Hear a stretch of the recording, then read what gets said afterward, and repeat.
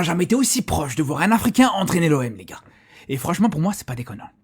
S'il y a bien un club, un grand club français, qui donne à chaque fois sa chance aux Africains, qui a toujours été proche de l'Afrique et qui l'a toujours assumé ouvertement, que ce soit du côté des supporters avec souvent des drapeaux africains en tribune, ou des tifos africains, que ce soit avec les collaborations avec plusieurs académies en Afrique, que ce soit la direction qui souvent fait confiance aux joueurs africains,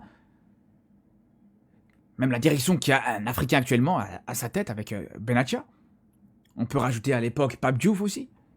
Donc voilà, il y a vraiment une grosse proximité entre l'OM et l'Afrique de manière générale. Mais là, si on dépasse ça, je pense que sportivement, c'est pas déconnant. C'est pas déconnant. Alors pour Habib Beye, j'en ai déjà parlé, pour moi, son bilan du côté de Rennes, il est pas si catastrophique que ce qu'on peut imaginer, sur le plan comptable, sur le plan classement, etc.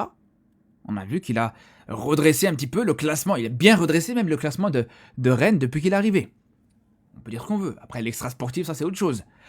Il y a un autre argument, c'est le fait qu'il a entraîné l'OM, il connaît l'environnement marseillais, et ça peut être positif pour lui. Pareil pour Eric Schell, bon, qui n'a pas connu l'OM, mais qui, pour le coup, a connu la pression du haut niveau.